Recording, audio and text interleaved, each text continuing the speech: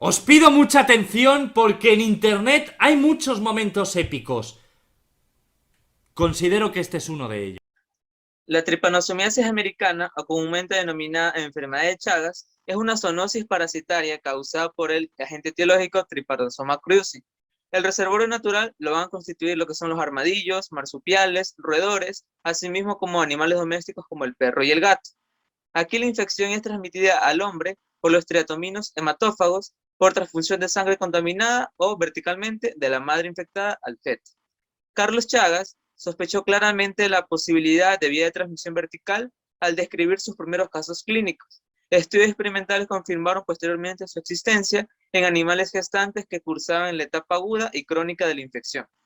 Aquí el primer caso humano fue referido por Dow en 1949 a partir de una descripción de las numerosas referencias bibliográficas sobre esta vía de infección, particularmente en los países endémicos. Bien, ahora sobre la epidemiología tenemos que se estima que en las Américas habría cerca de 2 millones de mujeres en edad reproductiva infectadas por Trypanosoma cruzi, de las cuales el 4 y el 8% transmitirían lo que es la infección al feto por vía transplacentaria y consecuentemente nacerían anualmente unos 15.000 niños con enfermedad de Chagas congénito.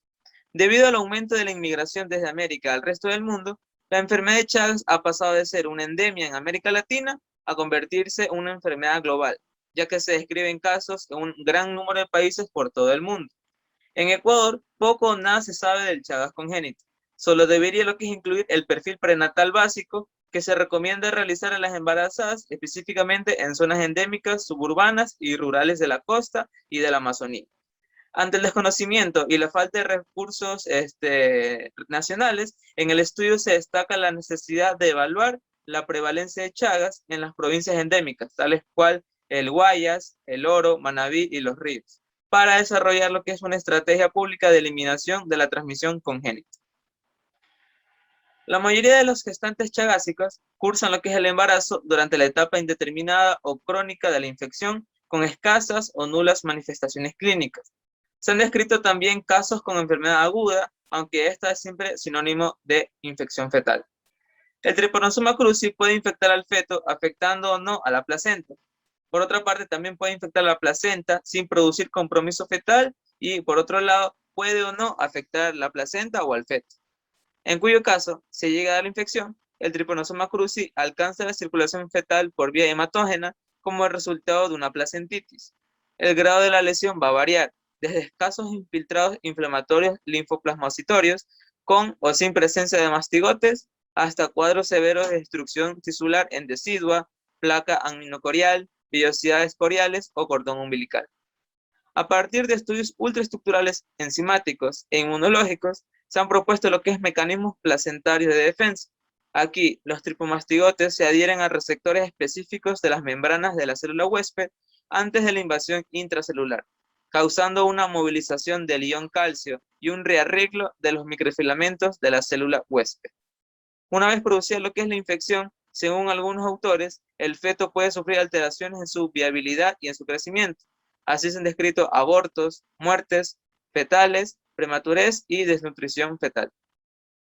Manifestaciones clínicas del niño infectado. Para comprender adecuadamente la clínica del niño infectado sería importante entender el momento en el que surge la infección. Si bien no existen estudios hasta las fechas determinados o dirigidos solamente a este tema, actualmente se cree que la misma puede ocurrir en cualquier momento de la gestación, incluso en el propio momento del parto. De hecho, adquiere relevancia desde el punto de vista diagnóstico, ya que los estudios parasitológicos en los primeros días van a dar resultados negativos, por cuanto aún no ha culminado el proceso de multiplicación del parásito. Existe un porcentaje muy elevado de niños nacidos con infección congénita, entre un 60 al 90%, que no presentan ningún tipo de sintomatología. Con lo que respectan a los signos clínicos más frecuentes, vamos a tener un recién nacido pretérmino, hepatosplenomegalia, ictericia, fiebre, edemas.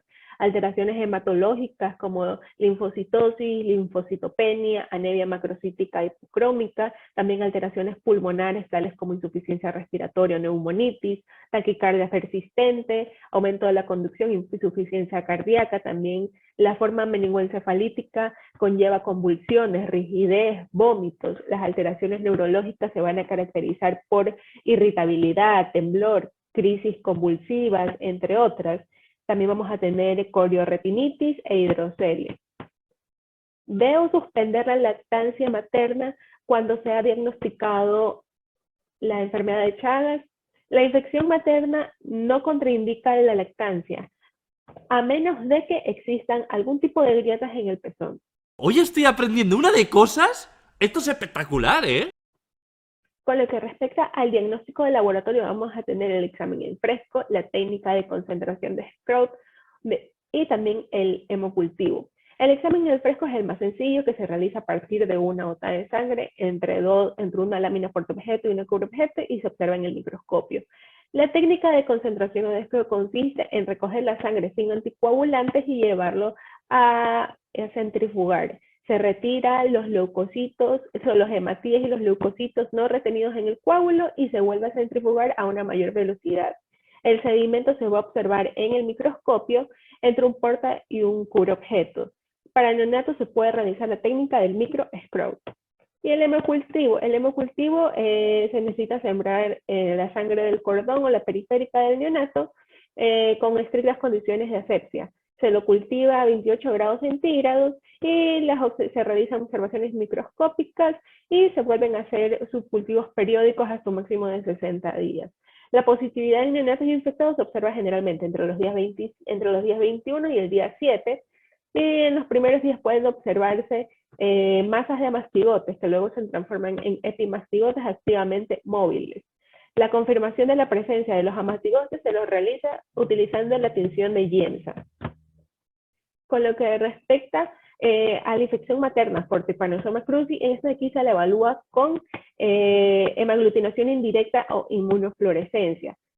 Pero la transmisión congénita de la transmisión del Trypanosoma cruzi se la tiene que realizar en los recién nacidos a través del micro-Stroud o el microhematócrito, ya que este de aquí permite observar la concentración por examen Y para terminar, vamos con algo que a lo mejor no sabíais. Y si tienes hijos, ten mucho cuidado. El tratamiento específico de la enfermedad de Chagas continúa siendo un desafío y una de las principales preocupaciones sanitarias en los países afectados por la endemia. Existen 2 drogas disponibles en estos países, una de ellas es Nifurtimox y la otra es Benidazol, que están probadamente eficaces contra el estadio tripomastigote de este parásito. Sin embargo, tienen problemas al momento de ser tolerados y esto tiende a ser más un problema en pacientes en edad pediátrica y también van a tener dificultad en la dosificación. En un estudio longitudinal que lleva 30 años realizándose, este seguimiento se observó una elevada eficacia terapéutica con estos medicamentos, con una negativización parasitológica y serológica en pacientes que fueron tratados antes de 3 años de vida con Nifurtimox en dosis de 10 kilogramos al día durante 60 días o con Benidazol en dosis de 5 kilogramos durante 30 días. En cambio, en aquellos pacientes que fueron tratados con una edad mayor a 3 años, después de los 3 años, pues la respuesta terapéutica fue menos eficaz. Eso en cuanto a los medicamentos que se les tiene que dar y a las dosis de estos medicamentos. Ahora pasaré a hablarles de la parte de los efectos secundarios y entre los más frecuentes tenemos que puede causar anorexia en un 58%, irritabilidad en un 46%, vómitos en un 22%, diarrea en un 7% y lo menos común sería erupciones en un 5%. Hay que destacar que el 20% de los niños que fueron tratados con estos medicamentos no presentó ningún efecto secundario y también hay que ponerle un particular interés en remarcar que dentro de los efectos adversos que puede tener en lactantes puede ser una pérdida de peso o también una falta de crecimiento ponderal, que esta va a durar el tiempo que el niño tenga que seguir el tratamiento. Luego de que termina su tratamiento, el crecimiento volverá a su normalidad. En cuanto a conclusiones, tenemos que la enfermedad de Chagas en las embarazadas que cursan, normalmente van a cursar en una etapa inaparente o también en la etapa crónica de la enfermedad, y esto es bueno porque no se considera que sea o que tenga riesgo perinatal, no va a provocar abortos espontáneos, tampoco va a provocar malformaciones, alteraciones en la gestación, y esto tiene implicaciones al momento de ser diagnosticados, pues se han observado niños que tienen una parasitología negativa al nacer, pero se vuelve positiva durante las primeras semanas sin posibilidad de transmisión vectorial o también de que sea por una transfusión. Y en la mayoría de casos, estos niños van a ser asintomáticos y cuando existen signos o síntomas, lo más frecuente que sean hepatomegalia o también puede ser una esplenomegalia, que son las de mayor importancia. De esta manera, la forma que va a ser la que nos diga que existe una infección va a ser a través del cordón umbilical, que nos dará el diagnóstico de confirmación.